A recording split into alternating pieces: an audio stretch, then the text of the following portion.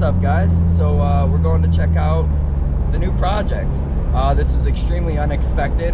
I didn't plan on getting a new project, but when somebody messages you on Instagram and offers you a Cressida for $200, well, how can you say no?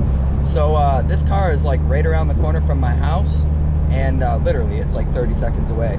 So I'm gonna go check it out and make sure the tires are all pumped up, and then when Dylan gets over, we're going to strap tow it over to my house. So yeah, we're pulling up here in just a second, so I'll show you guys the car. So here's my new 89 Cressida, all original, 65,000 miles, full interior with the 7 MGE. Come inside here, check out the odometer. You guys see that? 65,000 miles, completely stock interior, in really good condition. It's just a little smelly, but hey, that's nothing a little vacuum and cleanup won't fix. But yeah, unfortunately it is an automatic, but if you know anything about Cressidas, most of them came automatic, especially here in the States. So yeah, this is pretty exciting.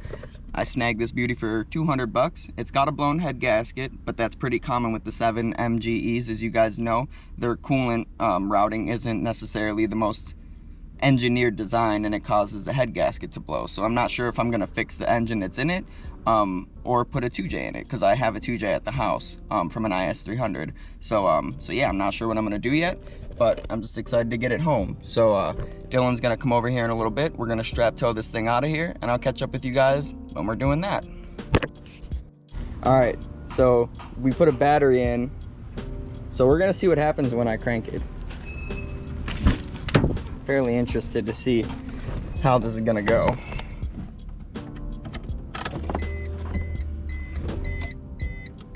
Nothing. Nothing happened.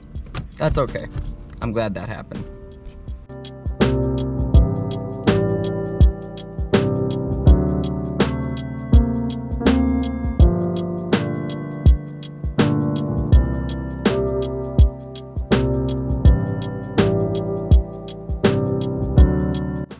All right, so she's home.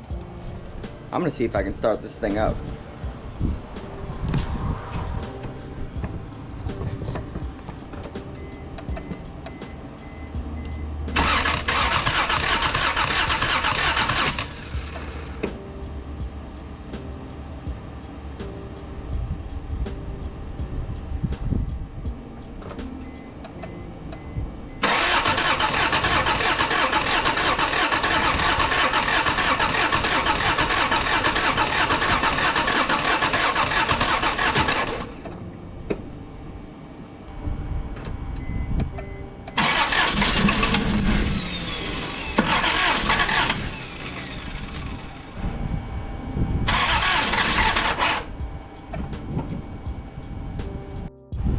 Okay, so I put some gas there in the intake, and you could hear that it wanted to crank a little bit.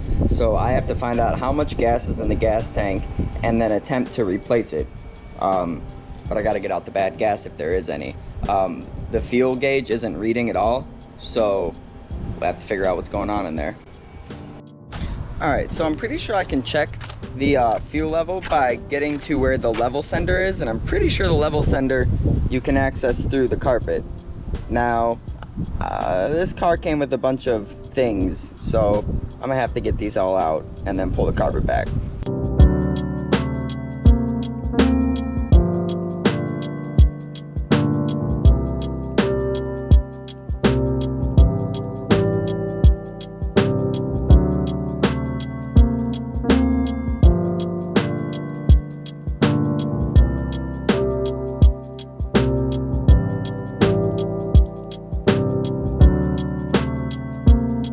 So there's a whole lot of water right there, but I'm pretty sure Toyota knows that these things were gonna happen. Most of these cars have drain plugs, and that would be it right there. Just gotta pop that drain plug out, and then it'll all come out. So I'm gonna go get a screwdriver and do that.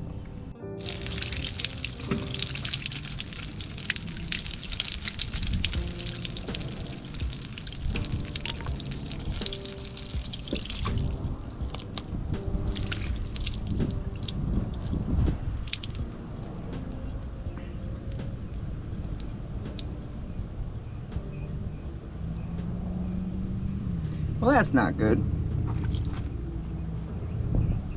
Whatever. So I'm pretty sure this is the fuel sender unit here. So I'm gonna get that open and see what's going on in the gas tank.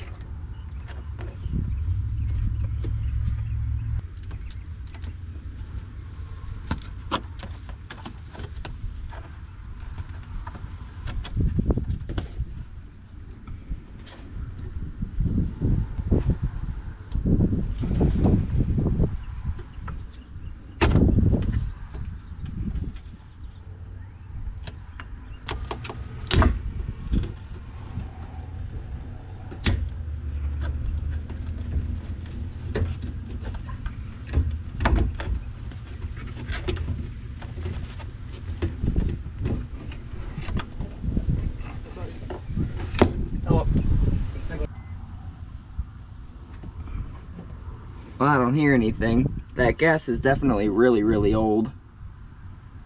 Probably gonna have to drop the tank to get to the fuel pump. Okay, so I definitely got to get the old gas out of this thing. I think the fuel pump works because when you crank it, it wants to start, but the gas is probably so bad that it won't. It's also got a blown head gasket, so it might just not start at all. You know what I'm saying? But I don't know. You can get most cars to run, you know what I mean? But I'm probably just gonna stop trying to do that and start addressing what I actually know is wrong with it. But I do have to drop the gas tank out to get access to the fuel pump, and I do have to drain the gas anyways because you can smell it. It smells old. So yeah. Plus, this car's been sitting in the Florida sun for the past 7 years, and there's no way the gas isn't broken down. So whenever I come out here next, I'm going to swap out this negative terminal, or negative ground, and clean up all the contact points, and then swap out this positive terminal so I can at least get a good connection going through the car. And yeah, because right now when it's plugged into the battery, the back lights and the third brake light stay on, and I'm not really sure what's going on there. So far it looks like at one point maybe there were some rats in here and there were some snakes in here as well. So yeah, who knows what we'll find. But I'm looking forward to getting to it. But I'm gonna end it here because I got stuff to do. So make sure you like and subscribe. I'll see you in the next one.